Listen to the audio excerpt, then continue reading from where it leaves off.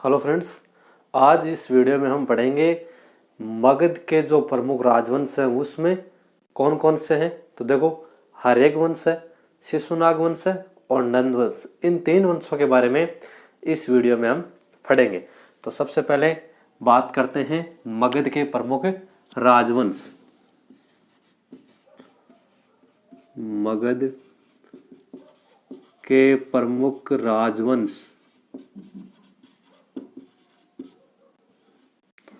प्रमुख राजवंश। तो सबसे पहले इस मगध का परिचय देख लेते हैं हम। क्या परिचय है? हमने पढ़ा था 16 महाजनपद। इस 16 में से एक महत्वपूर्ण, शक्तिशाली और समृद्ध महाजनपद में से एक था आपका मगध। यह आपका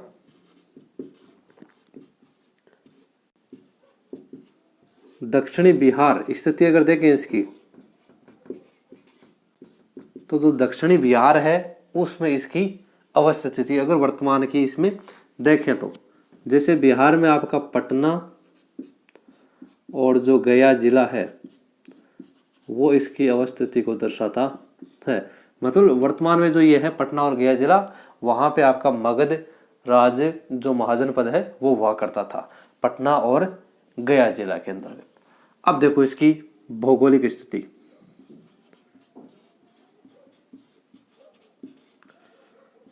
भौगोलिक स्थिति ये क्या था? सोन नदी थी पूर्व में, उत्तर में गंगा नदी थी, दक्षिण में आपका विंध्य पर्वत था और पूर्व में आपका चंपा था। इसके बीच में आपका मगध साम्राज्य था। कौन सा? मगध। इन तीनों के बीच में आपका था मगध था। सोन और गंगा नदी, याद रखना आप, सोन और गंगा नदी, इस दोनों के तट पर आपकी जो पाटलिपुत्र है उसके होने से पानी की सप्लाई पूर्ति होती रही और धन जो खेती है आपका, अनाज वगैरह खाद्यान्न है, उससे क्या रहा? ये संपन्न रहा। इसमें लोहे की खान भी थी, लोहे की खान थी, इसलिए सैनिक दृष्टि से, हथियारों की दृष्टि से ये भी महत्वपूर्ण था। और जो आपका राजगृह है ये 5 पहाड़ियों से घिरा हुआ था।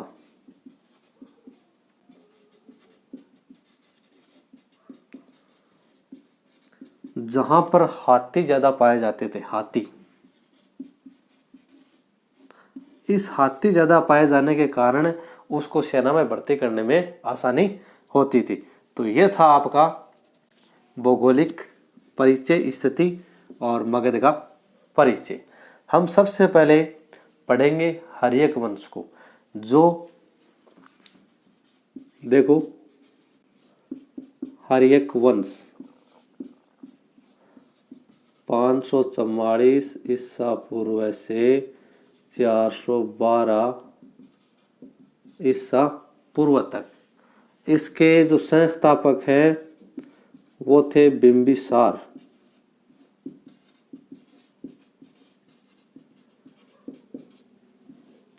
बिंबिसार थे। कौन थे? बिंबिसार। इसने इस वंश की स्थापना की थी। और ये जो बिंबिसार थे ये बौद्ध के समकालीन थे। जो महात्मा बुद्ध है उसके समकालीन थे। महात्मा बुद्ध के क्या थे? समकालीन थे और संस्थापक थे। और उन्होंने अपनी राजधानी,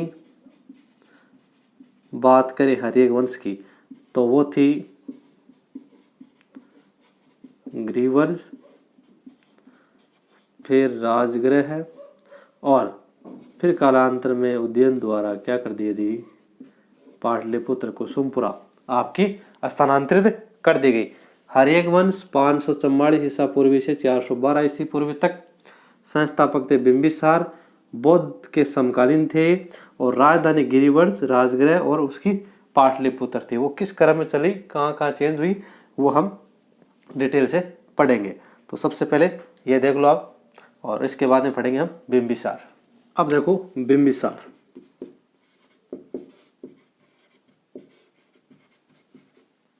बिंबिसार 544 ईसा पूर्व से आपके थे 492 ईसा पूर्व तक इसकी अवधि रही थी बिंबिसार की। ये थे फर्स्ट और वास्तविक संस्थापक, वास्तविक संस्थापक थे, याद रखना, हर्यक वंश। ठीक है, इसको पढ़ा हमने। बुद्ध के समकालीन, देखो हमने वीडियो कट इसलिए किया ताकि आपका जो टाइम है वो बचा रहे। बोर्ड साफ करने में जो टाइम होता है वो आपका बर्बाद ना हो, इसलिए उसको थोड़ा सा कट कर दिया है। और इस पीडीएफ वगैरह की आप टेंशन ना ले, टेलीग्राम चैनल पे आपको इसकी पीडीएफ मिल जाएगी। बुद्ध के समकालीन और जैन साहित्य में और मत्स्य पुराण में, जैन साहित्य में कहा गया श्रेणिक और मत्स्य पुराण में कहा गया शत्रुजस। किसको? बिंबिसार को। बिंबिसार को क्या कहा गया? जैन साहित्य में श्रेणिक कहा गया और मत्स्य पुराण में क्या कहा गया? शत्रुजस कहा गया। हर्यक वंश के वास्तविक संस्थापक माने जाते हैं और बुद्ध के क्या थे? समकालीन थे। 15 वर्ष की आयु में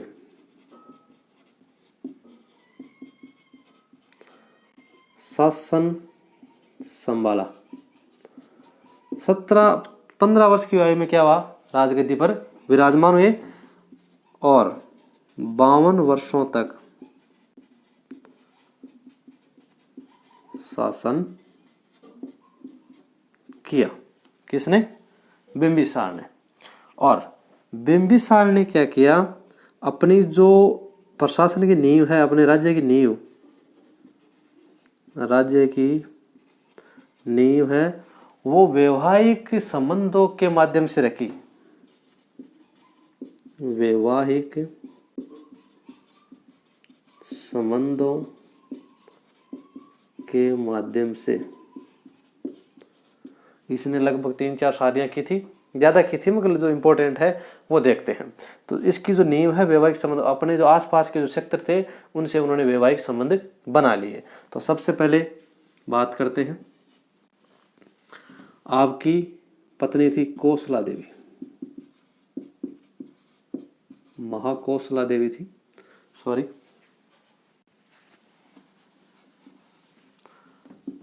महाकोसला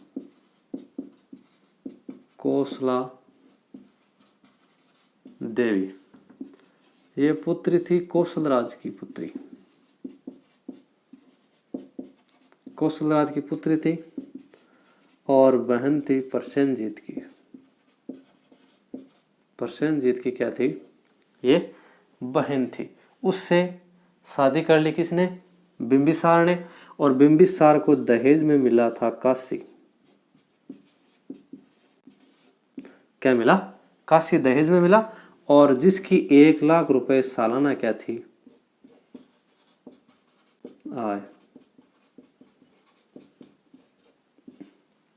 जिसको वार्षिक भी बोलते हैं। इंपॉर्टेंट दूसरी देख लो, हमने कल भी पिछले वीडियो में पढ़ा था वैशाली के लिच्छवी, उसका राजा था चेटक। चेटक की पुत्री थी चेलन्ना। क्या थी? चेलन्ना।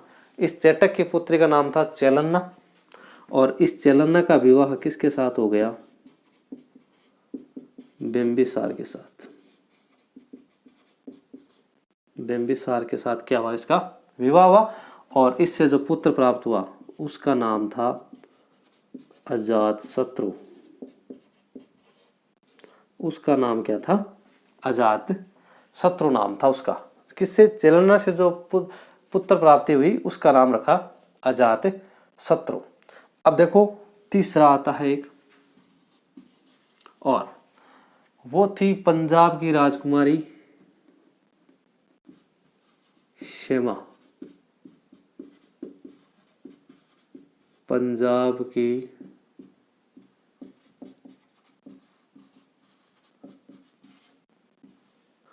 राजकुमारी क्षेमा, पंजाब की राजकुमारी। चौथा जो मिथिला के विदे थे, मिथिला के विदेह, उसकी मिथिला के विदेह की राजकुमारी थी वासवी।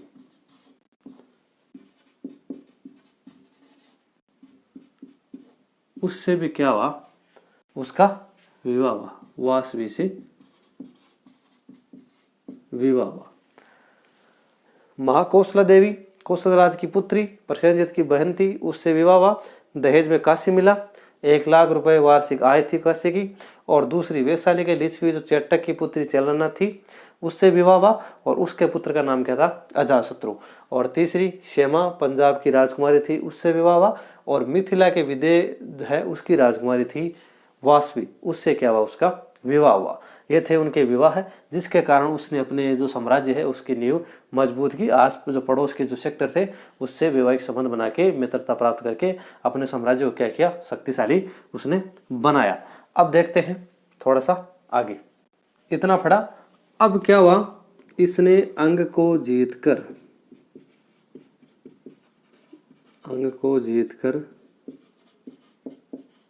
मगध में शामिल कर लिया। अंग को जीतकर मगध में शामिल कर लिया और इस अंग का प्रशासक नियुक्त कर दिया। प्रशासक नियुक्त किया अजात शत्रु को। अजात शत्रु को कहाँ का प्रशासक नियुक्त किया, अंग का नियुक्त किया। अब देखो आगे क्या होता है। पहले राजधानी थी आपकी गिरिवर्ज,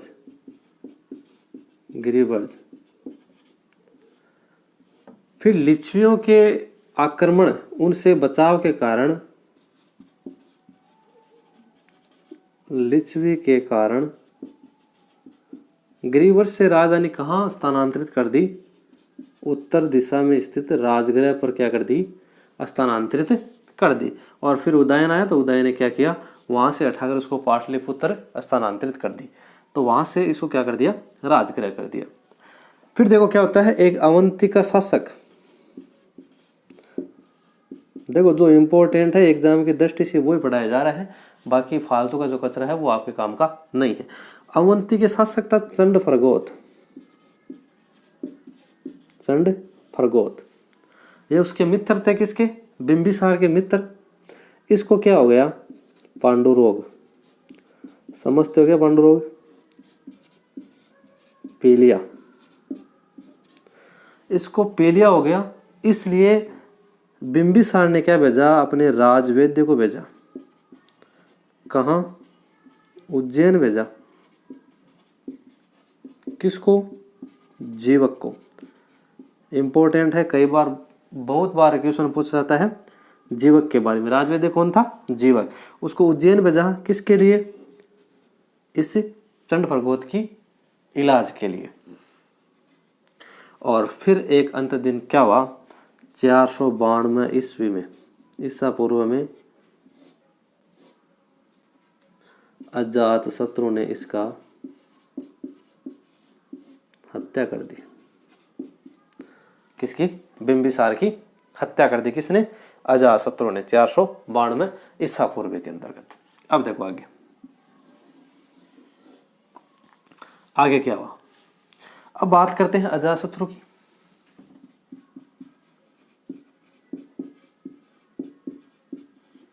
अजात शत्रु जो 492 ईसा पूर्व से 460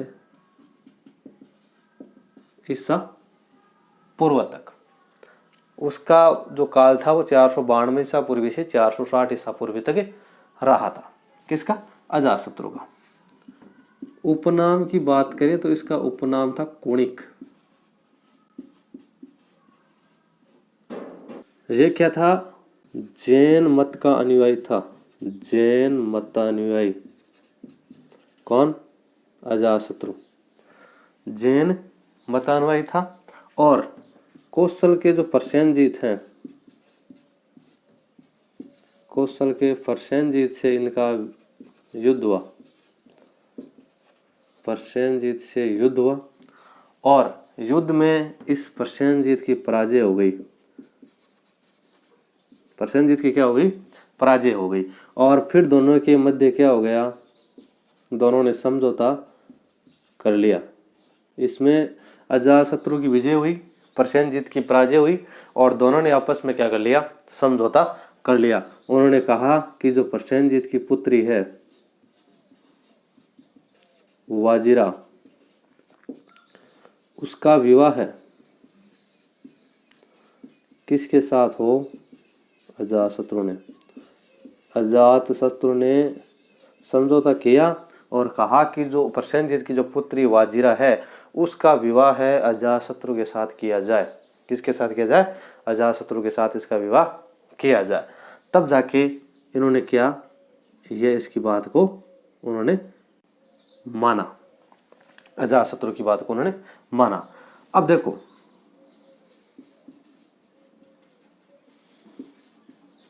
लिच्छवियों से युद्ध और लिच्छवियों को फिर क्या कर दिया इन्होंने? पराजय कर दिया। क्यों? इसका एक मित्र था। इसका एक मित्र था। क्या? कूटनीतिक मित्र था। कूटनीतिक मित्र।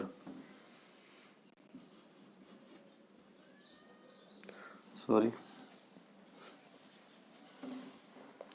यहां देख लो आप।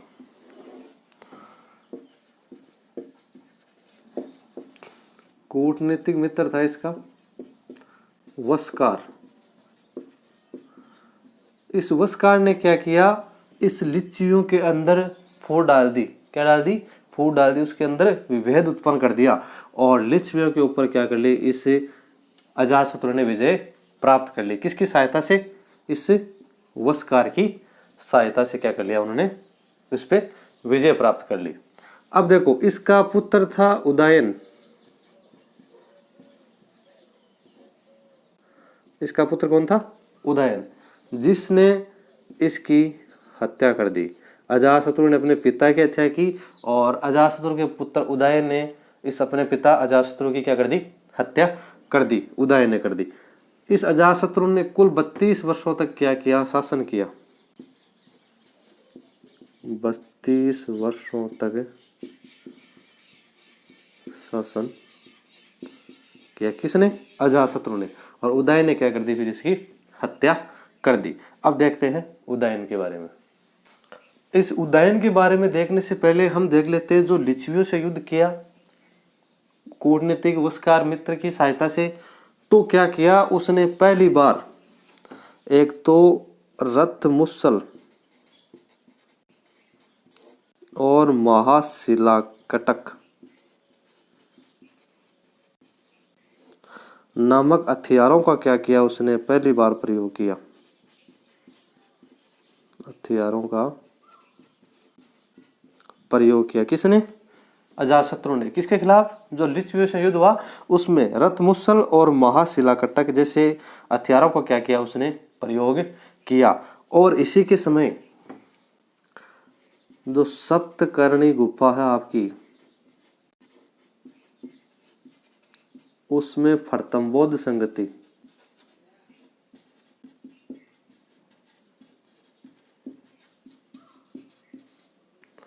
फर्तंबोध संगति का आयोजन हुआ अजातशत्रु के समय,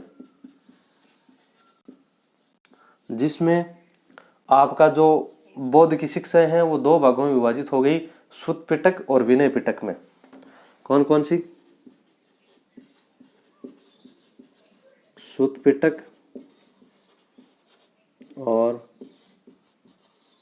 विनय पिटक के अंदर यह था आपका 483 ईसा पूर्व के अंदर, 483 ईसा पूर्व के अंदर। अब देखो, अब देखते हैं हम आपके उदयन के बारे में। उदयन 460 ईसा पूर्व से 444 ईसा पूर्व तक कौन था? उदयन। ये था आपके अजातशत्रु का पुत्र। इसने अपने पिता की हत्या कर दी और इसने, अगर आप पुराण और जैन साहित्य की माने, इसने क्या किया, सोन प्लस जो गंगा नदी है संगम पर क्या किया, एक कुसुमपुरा जिसे पाटलिपुत्र कहा गया,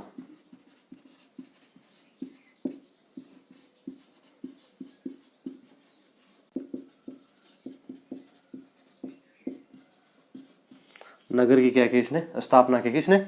उदयन ने। 460 ईसा पूर्व से 444 ईसा पूर्व तक इसका काल रहा। और इस जैन साहित्य आपके पुराणों के अकॉर्डिंग माने तो सोन और गंगा नदी के संगम पर क्या है, कुसुमपुरा पाटलिपुत्र नगर की इसने स्थापना की। और इस पाटलिपुत्र को फिर अपने क्या बनाया, राजधानी बनाया। किसने? इसने, उदयन ने। उदयन के बाद में क्या हुआ, देखो ये एक चीज और, ये जैन मत का अनुयायी था। ये भी आप बात को ध्यान रखें, जैन मत का क्या था, अनुयायी था। और इस वंश का जो अंतिम राजा था वो था आपका नागदशक। कौन था? नागदशक, जिसके अमात्य ने क्या किया, इस नागदशक की क्या कर दी, हत्या। और ये अमात्य कौन था? उसका नाम था शिशुनाग। क्या नाम था उसका? शिशुनाग। इस शिशुनाग ने इस नागदशक की क्या कर दी, हत्या कर दी। इस नागदशक का ये मंत्री था शिशुनाग, जिसने इसके अपने राजा की क्या कर दी, हत्या कर दी। और वहां की गद्दी पे क्या हो गया, स्वयं आसीन हो गया। और इसी के नाम से फिर नया एक वंश चला, शिशुनाग वंश। इसी के नाम से शिशुनाग वंश। अब देखो शिशुनाग वंश,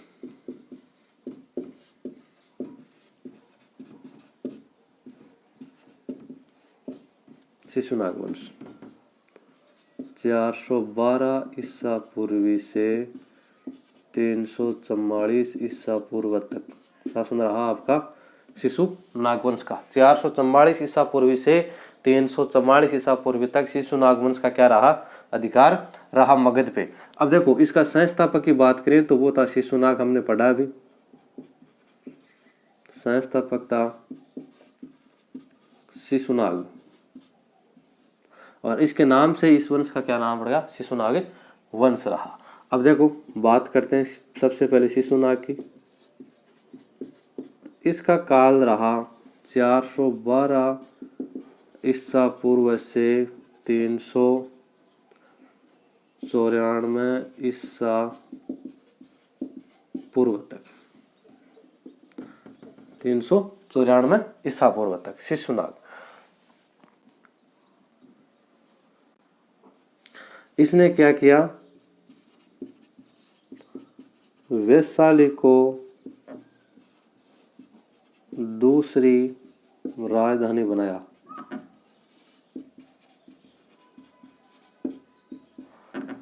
वत्स और अवंती पर अधिकार कर लिया।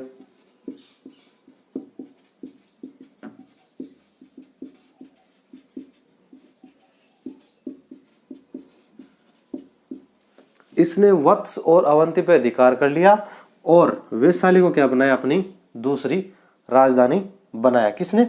इस शिशुनाग ने। इस शिशुनाग के बाद में आता है आपका इसका पुत्र कालाशोक, जिसने 344 ईसा पूर्व से 366 ईसा पूर्व तक शासन किया। किसने?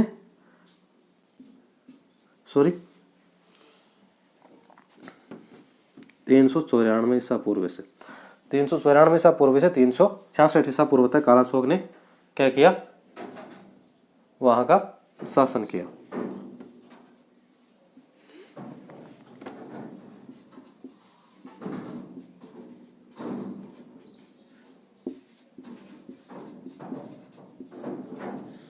इसका उपनाम मिलता है काकवर्ण। जैन साहित्य और पुराणों का अकॉर्डिंग इसका उपनाम क्या है, काकवर्ण हुआ करता था, जो इसका उपनाम था। अब देखो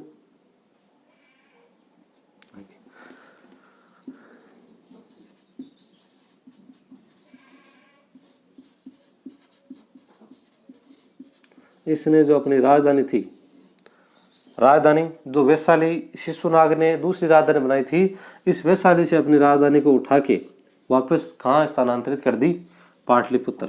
ये स्थानांतरित कर दी, कहाँ स्थानांतरित कर दी, पाटलिपुत्र। किसने, कालाशोक ने। इसके समय द्वितीय बौद्ध संगति हुई।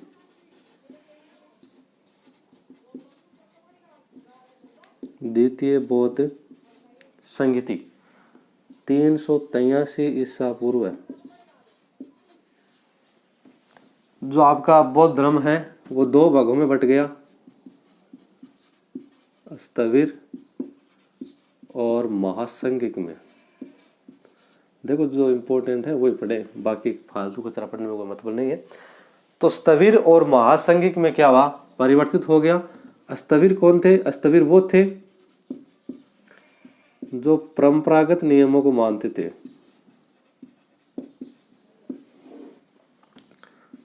परंपरागत नियमों को मानने वाले।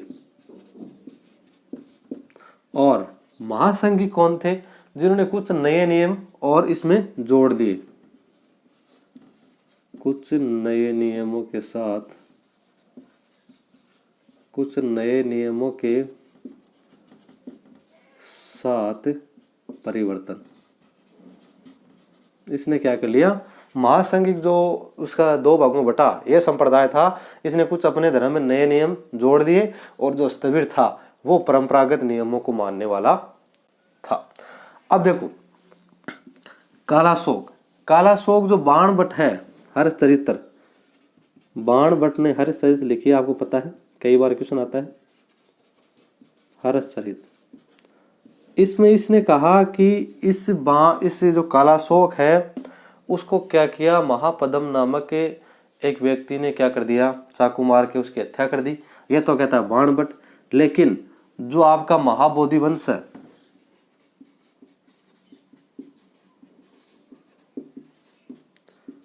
महाबोधि वंश वो कहता है कि इसके कितने पुत्र थे,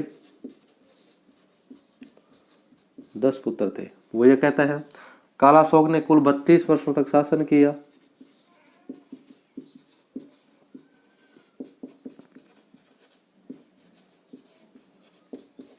बत्तीस वर्षों तक क्या किया इसने, शासन किया।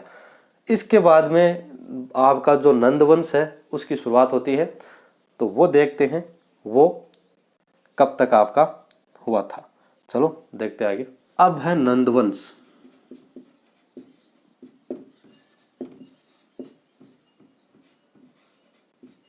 नंद वंश, इसका संस्थापक था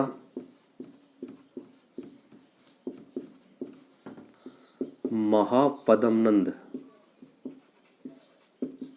कौन था, महापद्म नंद। पुराणों में इसे शूद्र कहा गया। पुराणों में इसे क्या कहा गया, शूद्र कहा गया।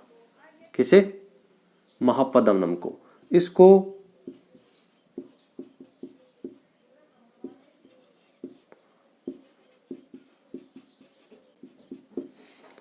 सत्रातंक और भार्गव भी कहा गया। भार्गव का तो मतलब हो गया दूसरे परशुराम का अवतार, और इसका मतलब सत्रातंक का मतलब हो गया क्षत्रियों का नाश।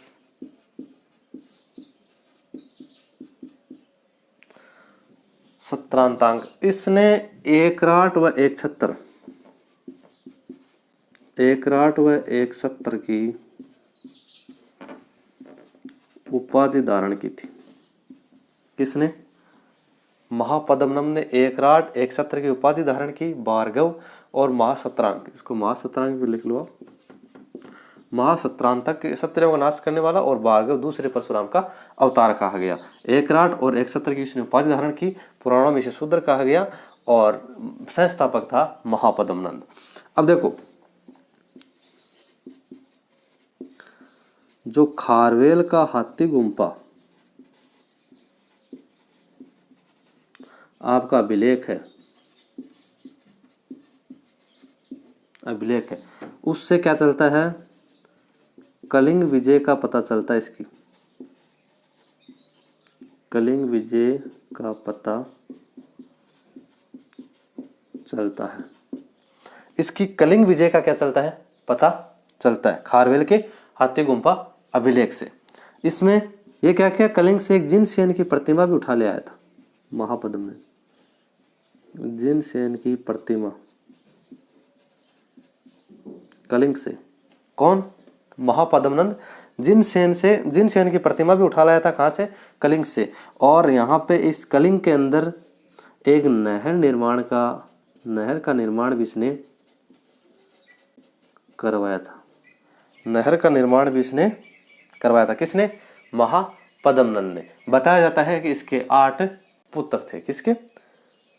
महापद्मनंद की। बात करते हैं गणानंद की। धनानंद की, ये सिकंदर के समकालीन था। सिकंदर के समकालीन। अरे ये तो देखा होगा आपने, चंद्रगुप्त मौर्य, जो सीरियल भी आता था, कहीं पढ़ा भी होगा आपने, अगर आप टीवी देखने में इंटरेस्टेड हो तो। सिकंदर के समकालीन हुआ करता था। सिकंदर ने 326 ईसा पूर्व,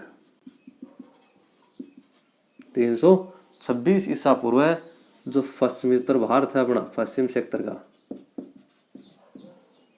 भारत पर क्या किया? आक्रमण किया था। किसने? सिकंदर ने। और इस धनानंद ये क्या करता था? अपनी जो जनता है, प्रजा है, उस पे कर ज्यादा उस पे आरोपित कर दिए। जनता से ज्यादा कर वसूलने लगा, इसलिए जनता में क्या हो गया? आक्रोश उत्पन्न हो गया। और इसका एक प्रधानमंत्री था जो तक्षशिला के आचार्य थे।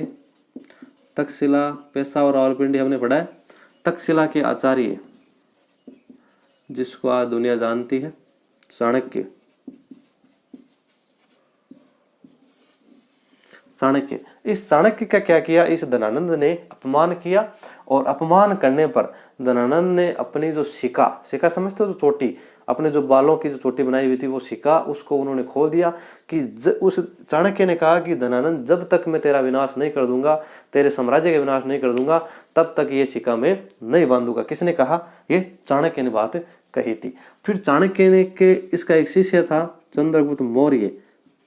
जब हम मौर्य वंश पढ़ेंगे तब हम चंद्रगुप्त मौर्य और चाणक्य के बारे में डिटेल से पढ़ेंगे। तो चंद्रगुप्त मौर्य ने क्या किया? 322 ईसा पूर्व इस चाणक्य की सहायता से धनानंद का क्या कर दिया? धनानंद का अंत कर दिया और मौर्य साम्राज्य की नींव रखी। मौर्य साम्राज्य की क्या रखी? नींव रखी। किसने? चंद्रगुप्त मौर्य ने। जो हम मौर्य साम्राज्य में, जो मौर्य साम्राज्य है उसके मौर्य वंश है, उसमें हम पढ़ेंगे। तो हमने मगध के जो प्रमुख राजवंश थे, हर्यक वंश, शिशुनाग वंश और नंद वंश, उनको हमने डीपली पढ़ा है।